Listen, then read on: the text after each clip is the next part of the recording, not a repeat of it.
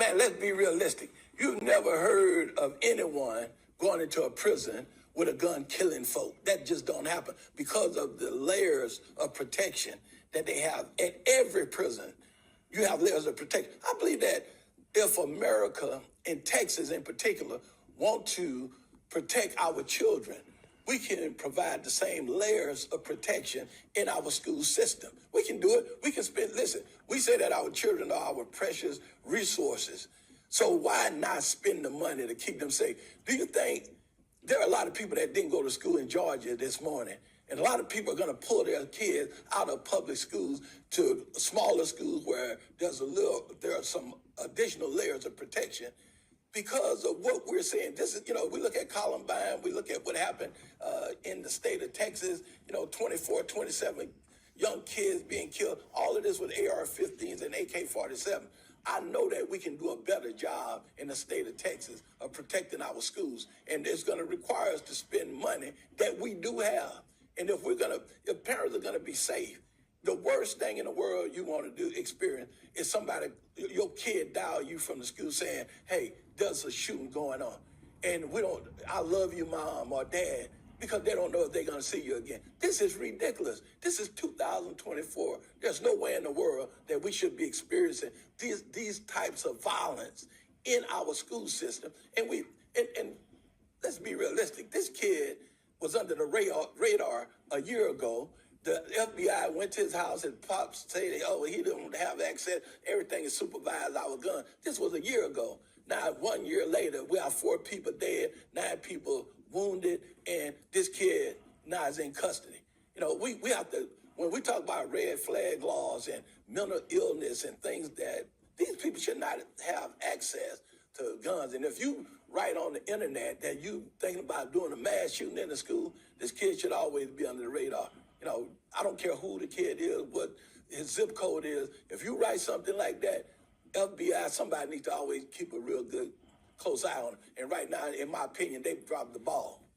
Let's talk about one of the biggest issues in Texas, immigration. Your thoughts on that? You talked about a path to citizenship for the migrants who comprehensive immigration reform. Listen, first of all, sir, I believe that immigration is a joke. For me, I've been to the border.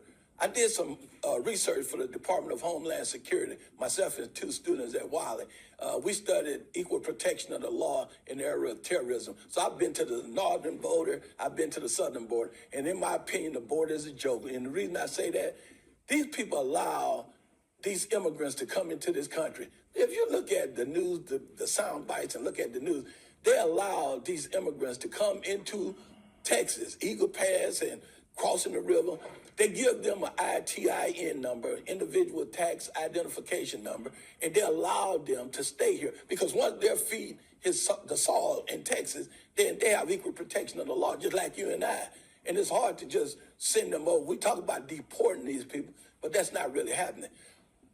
Immigration, in my opinion, listen, we have to come up with a better system. And this is not on the Democrats, it's not on the Republicans, it's on all of us. We have to come up with a better way to deal with this, because what we're not realizing, we keep talking about inflation and the price of goods going up.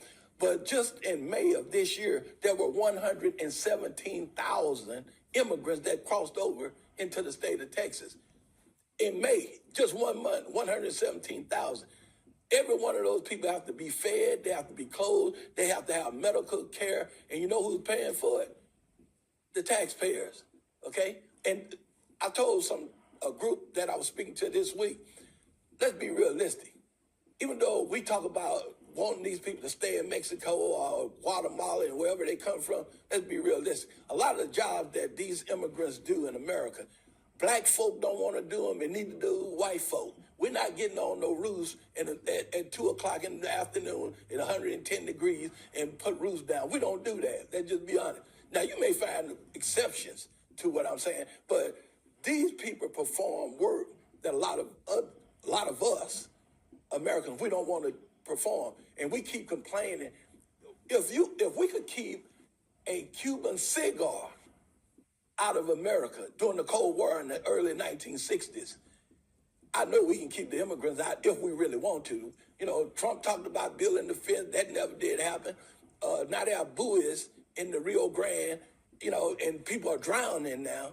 They're in the rivers, but that still don't stop them from coming into. And now you have mules or people who actually are bringing these folks in. I'm talking about in droves into America. And if we want to stop this, sir, believe me, we can stop it. But we have to come up with a better system and stop allowing folks to just come here, get an ITIN number, and they're able to go to school, they're able to get medical care, they're able to get the same thing you and I get, and they work for some wages. And I'm going to say this: the wages that they're working for now are very comparable to what black folk and white folk are earning right now. So I believe that if you're going to stay, you need to pay. It's the bottom line. We have to fast track these people and do something so that they can become naturalized or citizens here in the United States. Another issue that we could talk about, pro-choice, the abortion issue after Roe v. Wade. You say you don't support abortions, but you support the right to choose. Absolutely. I just spoke to a group of college students this week, and that was one of the big things that they wanted to talk about, a woman's right, reproductive rights. And this is what I believe. I'm a Baptist minister. I don't believe in killing babies. I don't believe that at all. I believe that if you lay down, have sex with someone, you don't use your contraceptive, and you get pregnant, you need to have the baby. Now, if you want to give the baby up for adoption or something, so be it. But I don't believe in women just killing babies because it's convenient to kill them instead of take care of them. Now, if you've been raped, you've been molested, if your stepdad or your dad or your uncle or cousin or friend has raped you and you pregnant, of course, I don't want to see a woman have to carry a baby for 9 months knowing that someone took advantage of that person against their will, and now they're carrying a baby that they were not expecting. And definitely, I know that a mother normally learns how to love a kid, but I don't think that would be right to make a person carry a baby if they've been in a vulnerable situation. Do you think it should be up to the states, or should it be? The states should never, ever come into telling a woman what she can and what she can't do with their bodies. I don't believe that. No, I don't care. If you're not a medical doctor, you need to stay out of it. I don't think no politicians, the police, the governor, or no one else should get involved in trying to decide what a woman should do. And right now in the state of Texas, that's a real big issue right now because, they're telling women they don't really care whether your health is in danger or whatever. They just say, hey, you can't have an abortion after a certain period of time. And I just think that is ludicrous and it's ridiculous. They're even going against what the doctors are saying, and what the doctors are saying is the right choice for the woman. Some politicians and people who are in political authority believe that they can overrule what the doctors say, and I just think that's wrong. Why do you want to eliminate student debt? Because I believe it's the right thing to do. Let me tell you, sir, in the Scandinavian countries, in which we don't talk about that, I hear every now and then Donald Trump talk about Finland, Denmark, and Sweden. They very seldom mention Germany, but in some of those countries like that, they don't pay student loans. They don't do anything like what we're doing here. I believe that people who come from low socioeconomic neighborhoods should be given an opportunity to go to school, and they shouldn't have to leave school with $60,000, $70,000, $100,000 worth of debt. I believe that, listen, if you become educated, you're going to pay your taxes. And we somehow correlate education with income because it's true. The higher your educational attainment, normally the higher your income. I believe that people will pay money back, but let us pay money back through the taxes we pay while paying in the Social Security and doing it that way. But to come out of school with $60,000 to $100,000 worth of debt and then have to pay for your car note and your rent and the things that you need, the necessities of life, I just think that that's repugnant. We shouldn't do that to our students. I'm all for eliminating counseling student loan debt, period. Now, I'm glad you asked that question because there are a lot of folks, Republicans, who say they're totally against that. We believe, if you go to school, you get the debt, you pay for it. Those same Republicans who say that, they were not against getting their loans forgiven when they came out with the PPP loan during COVID, do the homework and look at some of these corporations receive millions of dollars, and yet they accepted the fact that, look, the government say, hey, we're going to cancel those. I didn't hear any of them say, no, we don't cancel out that. Let us pay, since it's a legitimate debt, let us pay it. They didn't say that. So I believe that the same way that they forgave them, and just like they bailed out Wall Street with these Fannie Mae and Freddie Mac loans and all these big banks, I believe that they ought to be able to allow student loan debts to be canceled, period. I'm not talking about no percentage. I'm talking about 100%. These are the constituents that I represent. And I don't hear other candidates for this office talking the same talk that I'm talking. And that's another reason why I'm in this race. They don't represent, many of them that's running, the other three candidates, they don't represent the same constituents that I represent. You mentioned Scandinavian countries. Do you want to see tuition free in the future? Yes, sir, absolutely. I'm all for free tuition. I just don't believe in what they do in those countries, man. They identify people early on in their junior high school. They identify them, and they, whatever their specializations are going to be, then they put them on a fast track to get to where they need to be. But they are expected to not pay money, but give back through their taxes and their service once they graduate. And I believe that we should do the same thing, because be realistic. You know, when you look at the amount of debt that our students have in America, it is astronomical. And it's really ridiculous that industrialized nation such as the United States would allow students to be laden with that type of debt. I'm all for zero debt. Get rid of it.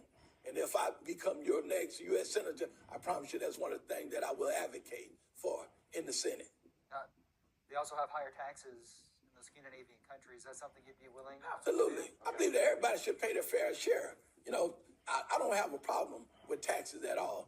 I believe that everyone should pay their fair share, including these multi-billion-dollar corporations who seem to be skirting taxes right now. And if Donald Trump get in, he's talking about reducing corporate taxes again. And I think that's totally unfair to the working man who have to pay 35 to 37% taxes. Then you have Mark Zuckerberg and Elon Musk and people like that who's paying zero taxes for these multi-billion-dollar corporations. That's not right. And Donald Trump knows it's not right because he was one of them himself who was not paying taxes.